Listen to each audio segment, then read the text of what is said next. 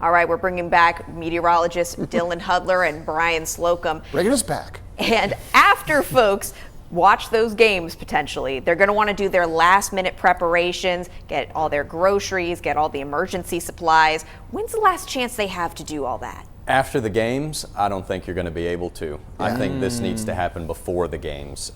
So if you can get up this morning or you're listening to us right now and you've got some time, I think between now and lunchtime, you are perfectly fine to get those last minute preps done. But once the game comes on, you sit down and watch and spend a couple hours there. By the time the game's over, you may not have any more time before that precip is moving in and conditions start to go downhill. So Brian and I are going to start urging you, the sooner the better with this. Don't play around for too long because you'd hate to be out prepping and then get caught when conditions start to go downhill. So between now, lunchtime, early afternoon should be okay, but especially later into the afternoon after dinner time, things should start to get a little bit worse. Winter storm warning now in effect for basically our entire area. That'll go into effect at 1 o'clock this afternoon and last all the way through midday Monday. So a prolonged, significant winter storm, ice storm expected for the area. This morning things are quiet, just some clouds overhead. It has gotten a whole lot colder though, 31 degrees in Greensboro with a northeast wind at 15.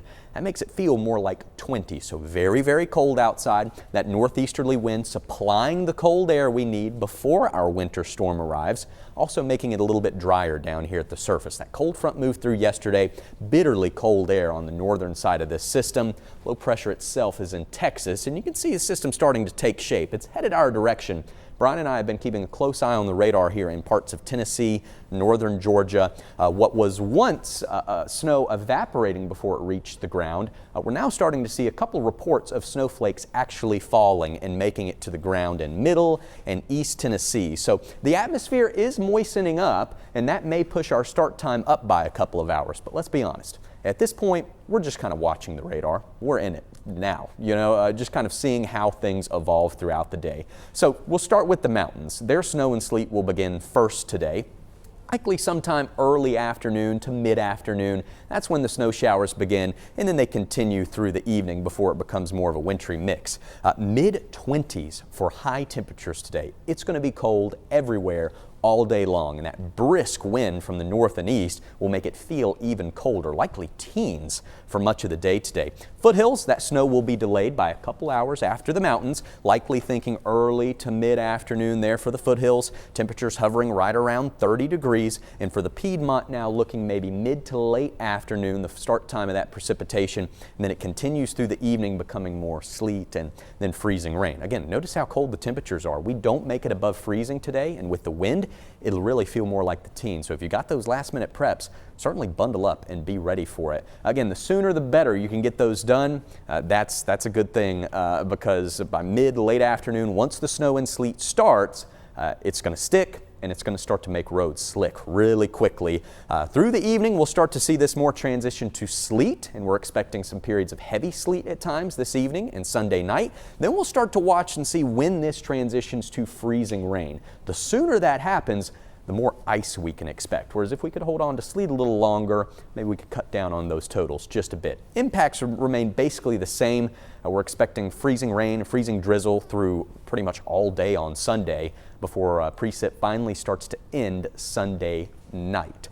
As far as the timeline goes, just a quick little summary for you here. Remember, this afternoon and evening is when it all begins. You need to be ready for that. Tonight it continues, sleet and freezing rain.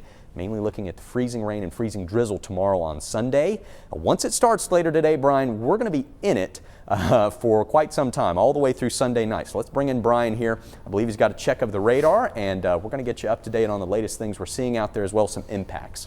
Yeah, and just to kind of illustrate the point you were making earlier, Dylan, I kind of want to show folks on radar what we're talking about. You can see some higher returns coming in, a little rain and some snow. Then that's why it's reaching the ground. It's more efficient when it gets a little heavier to cut through some of that dry air.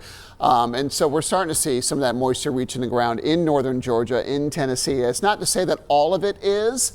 Some of this is lighter and will help kind of moisten up the air column. But the messaging today is if you've got things you still need to do, don't wait. just get out there as soon as you can. You certainly have time to do it, but if you wait too long, we are expecting hazardous travel to at least begin pretty quickly once the snow and sleet begins to reach the ground. It's cold. It's going to stick to road surfaces and could cause some slick conditions pretty quickly.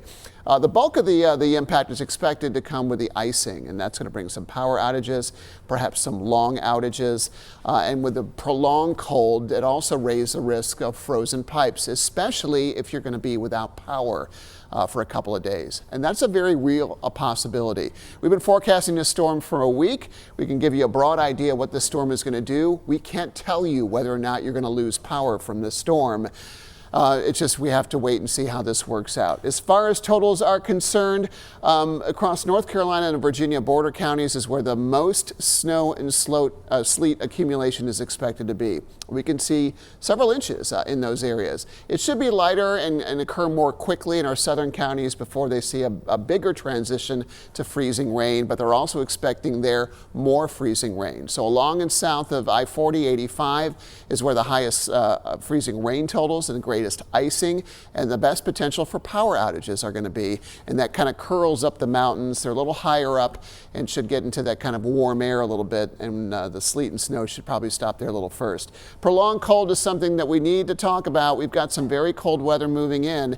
Have a heat plan if you are going to be out without power for a couple of days. It certainly could cause some issues. Have a safe, reliable alternative heat source to keep you warm. The last thing I'll show you is a 7-day forecast. There may only be one day for the rest of this week where temperatures get above freezing, a day or two, Monday and possibly Wednesday, but it's cold all week long.